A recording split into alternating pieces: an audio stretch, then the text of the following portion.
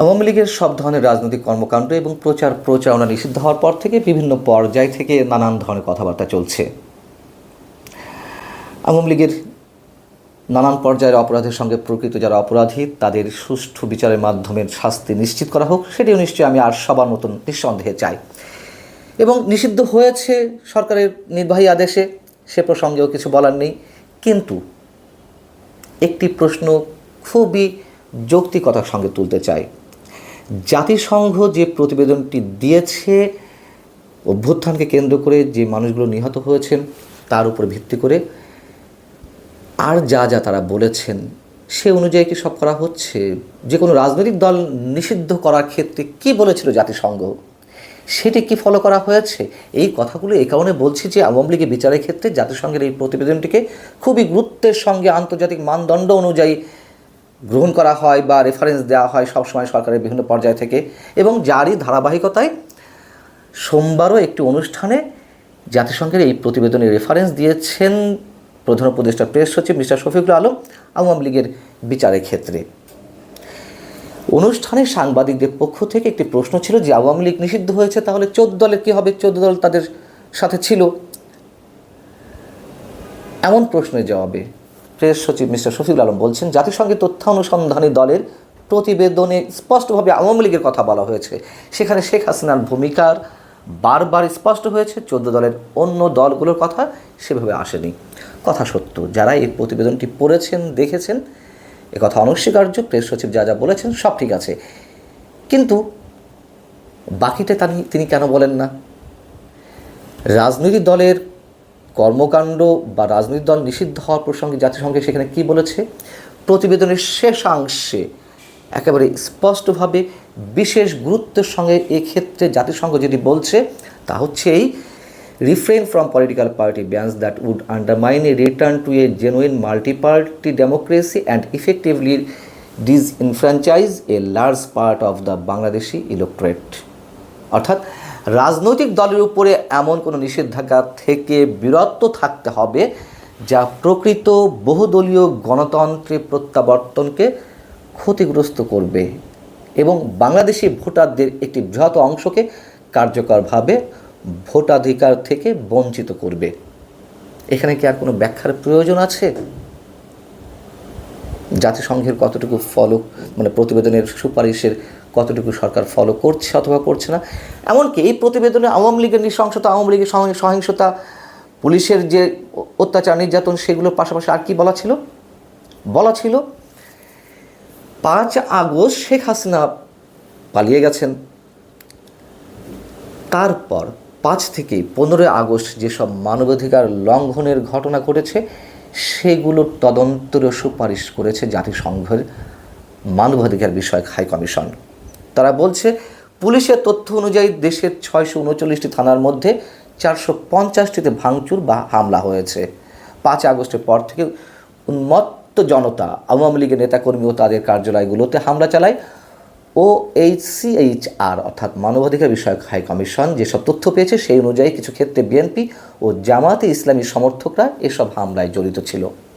সংক্ষুব্ধ জনতা আওয়ামী লীগ নেতা, সরকারি কর্মকর্তা ও তাদের ঘনিষ্ঠ আত্মীয়দের বাড়ি ও ব্যবসা প্রতিষ্ঠানে ভাঙচুর, লুটপাট ও আগুন দেয়। অর্থাৎ এইগুলোরও তদন্ত করতে বলেছে, বিচার করতে বলেছে। সেগুলো হচ্ছে, আমরা সবাই জানি কতটুকু হচ্ছে কিংবা হচ্ছে না। প্রেস সচিব মিস্টার শফিকুল আলম সরকারের সমালোচনা করার ক্ষেত্রে বলছেন, যারা আমরা সমালোচনা করছি তাদের উদ্দেশ্যে বলছেন, অন্তর্বর্তী সরকারের কোনো ত্রুটি বা ব্যর্থতা পেলে মন খুলে লিখুন। আমরা কারো মুখ বন্ধ করছি না। সবাইকে অনুরোধ, আপনারা আমাদের কোনো ফেউলিয়ার বা ব্যর্থতা যদি পান লেখেন, সমালোচনা করার জায়গা পেলে করুন। আপনাদের মুখ বন্ধ করা হবে না, মিডিয়া হাউস বন্ধ করা হবে না, কিন্তু মিথ্যা কথা লিখবেন না। তার এই কথাগুলোর সঙ্গে আমি সম্পূর্ণ একমত। যদি তিনি সদিচ্ছার সঙ্গে, সততার সঙ্গে এই শব্দগুলো উচ্চারণ করে থাকেন, অবশ্যই তাকে স্যালুট। কিন্তু গণমাধ্যমে যা চলছে তার কথাগুলোর সঙ্গে কি আমরা সব ক্ষেত্রে মিল পাচ্ছি না। এ সম্পর্কে আগেও বলা হয়েছে, নতুন করে কোনো ব্যাখ্যা দিতে চাই না। সবচেয়ে স্পর্শকাতর যে বিষয়টি সম্পর্কে প্রশ্ন করা হয়েছিল, যেটি এখন মানুষের মুখে মুখে, তা হচ্ছে আওয়ামী লীগের বিচার হচ্ছে বা বিচারের উদ্যোগ নেওয়া হয়েছে যেহেতু মানবতা বিরোধী অপরাধের দায়ে, তাহলে সেই একই অপরাধের দায়ে মুক্তিযুদ্ধের বিরোধিতা করা জামাতে ইসলামের বিষয়ে সরকারের অবস্থান কী?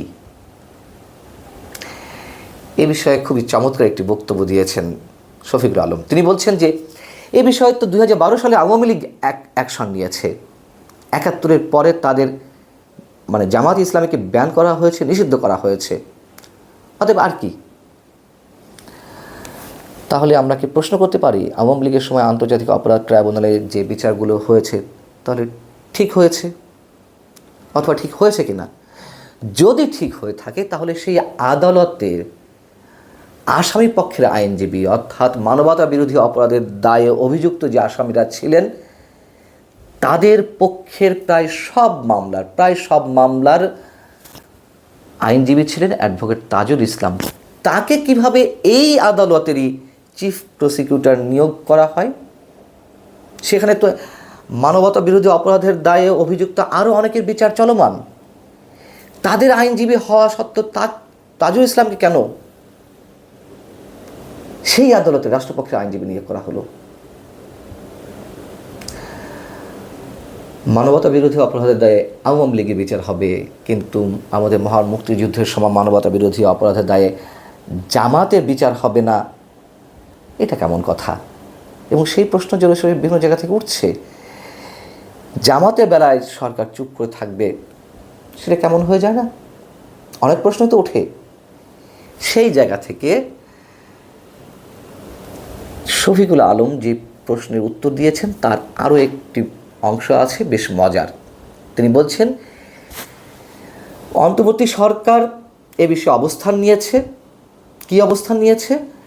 ইমিডিয়েট পাস্ট বা নিকট অতীতে যা হয়েছে, আওয়ামী লীগের যেসব অপকর্ম ঘটেছে বা ঘটিয়েছে আওয়ামী লীগ, সেসব বিষয় ব্যবস্থা নেওয়া হয়েছে। 24 অভ্যুত্থানের পূর্ববর্তী ঘটনাগুলো আলোকে সিদ্ধান্ত নেওয়া হয়েছে। অর্থাৎ 24-এর অভ্যুত্থানের মাধ্যমে যেহেতু এই সরকার গঠিত হয়েছে, তাই তাদের দায়বদ্ধতা আওয়ামী লীগের অপকর্মের বিচারের প্রতি।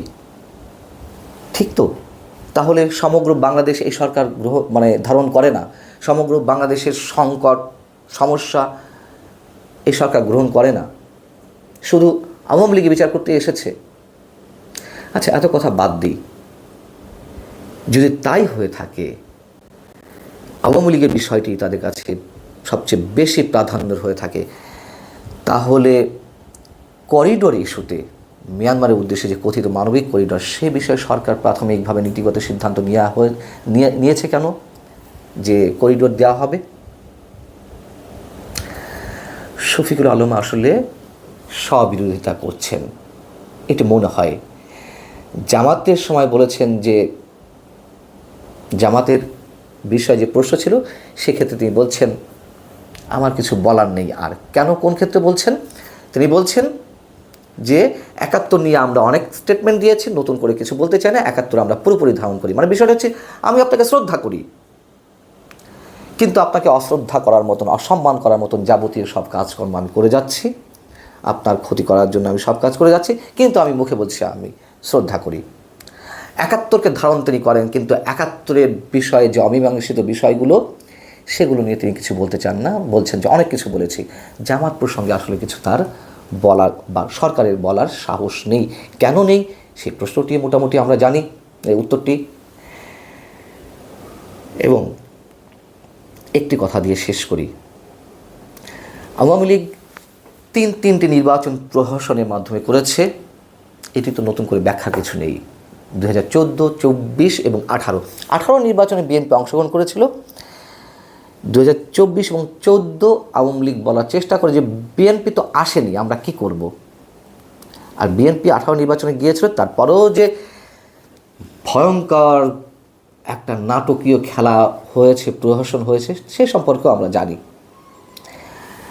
তাহলে 2014 এবং 2024 যদি বিবেচনা নেই, সেই জায়গা থেকে যদি আমরা প্রশ্ন তুলি, আওয়ামী লীগকে ব্যান করার মধ্য দিয়ে আগামীতে যে নির্বাচন অনুষ্ঠিত হয়ে যাচ্ছে, যেই অভিযোগটি আওয়ামী লীগের বিরুদ্ধে আমরা তুলি, 2014 এবং 24 নির্বাচন এমনভাবে করা হয়েছিল, এমনভাবে প্লট নির্মাণ করা হয়েছিল যে বিএনপি যাতে বাইরে থাকে নির্বাচনের। তাহলে কি সেই একই ধরনের প্রশ্ন এখন উঠবে না আগামী যে নির্বাচন হতে যাচ্ছে? আদৌ নির্বাচন কবে হবে আমরা জানি না, তারপরে যদি হয় এই সরকারের অধীনে